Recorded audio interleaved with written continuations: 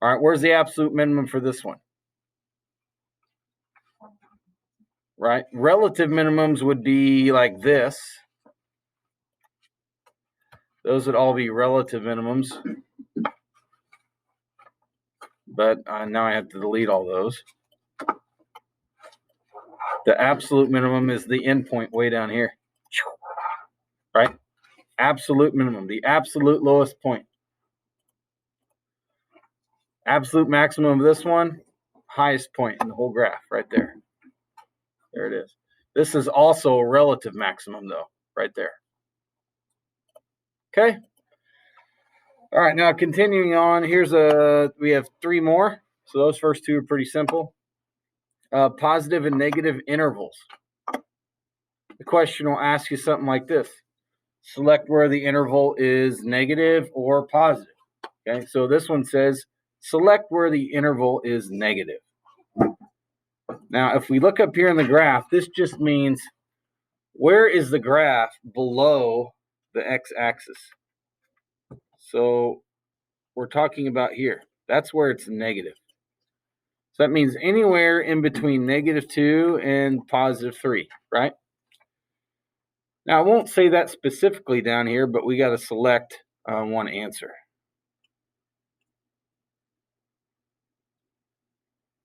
Remember, we said in between -2 and +3. Right. That's also in between those 2 numbers, isn't it? Yeah. It doesn't account for all of them. It's just saying which of these is negative. All right, how about this one? It says which one, h of x is what? What's that sign? Greater than. Remember, how do I know, Mr. A? Make a L, right? What's that mean? Less than. This is less than.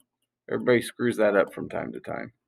All right, so where is this greater than 0? Well, that's everywhere over here. And then again over here.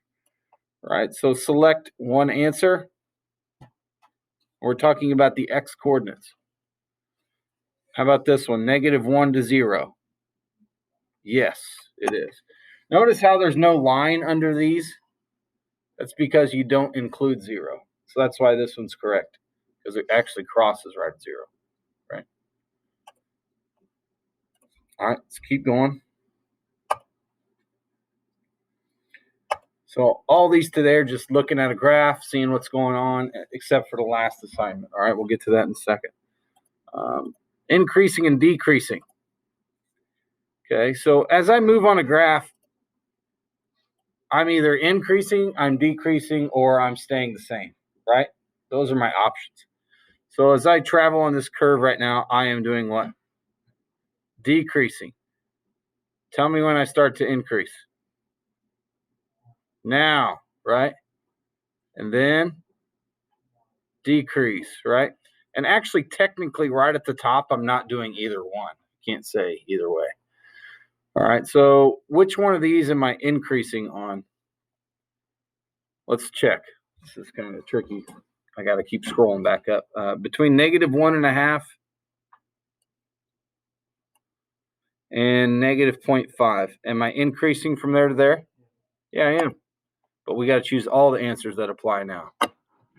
Dang it. How about between 0 and 1? Yepers. 3.5 to 4. No, that's decreasing. Okay.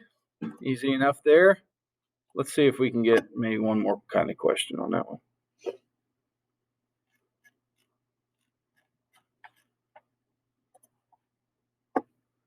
Where is it decreasing? How about here? Let's just choose all answers again. -4.5 to -4. No, right? That's increasing. -0.5 to 0. Nope. From 1 to 2. Still increasing. So, none of the above. All right, nice job. All right, the last assignment is a kind of a cumulative activity, and it's going to ask you about all these different things in a graph. All right, it says match each statement with the feature of the graph that most closely corresponds to it. And it tells us what each variable is up here. tells us that C of S is the fuel efficiency, and S is at a certain speed. So what they're saying is, as I travel a certain speed, my fuel efficiency looks like this at different speeds, right? We know, like, when we drive our car at about like 55, 60-ish, it's about perfect, right? It's about 2 grand RPMs, usually something like that, right? But if we go any faster than that, we get worse fuel mileage. That's what it's showing here. That makes sense. All right, so what's the y-intercept? Y-intercept is right here, this little guy. Right, it's wherever the graph crosses the y-axis. And in this case, the y-intercept is saying what happens when the speed is what number? 0, right? So when the car doesn't move, right here, it doesn't consume any fuel. Duh, right? But the y-intercept is what's telling us that. That's what we're trying to figure out. Okay, which one of these tells us that this is true, other than our brain? All right, relative maximum or minimum. So relative maximum is right here, gets up to about 20. The most efficient car can get is 20 kilometers per liter, right? Miles per gallon if you live in the United States. So obviously we got those two right. Increasing or decreasing, this is correct because it says as the car accelerates towards 55, towards right here, it gets more efficient. That's correct, right? As we get closer to 55, it's getting more and more efficient. Let's do one more of these. These can be kind of tricky.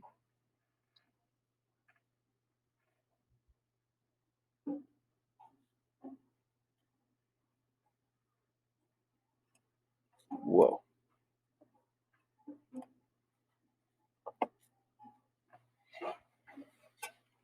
All right, now W of T is here. That's on the y-axis. It models the amount of water in the basement after a certain amount of time when there was a leak. All right, so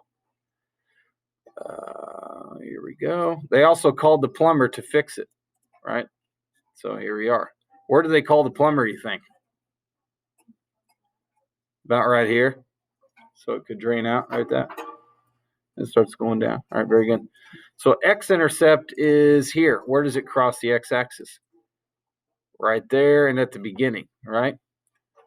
So x-axis would mean where is the water level? When the water level is 0, right? The plumber drained all the water out after 9 hours. That's what the x-intercept would tell us. Relative maximum or minimum, the amount of water reached 70 liters before it began draining. Right, that actually is correct right there. That's the highest it got. Notice how it got up to here. That's a relative maximum at that spot. And then over the first 5 hours, the leak just got bigger and bigger. Right? I can tell by the way this is worded, saying increasing or decreasing. This is telling me not about a certain spot, but about what is happening over a certain amount of time. All right. You guys are ready?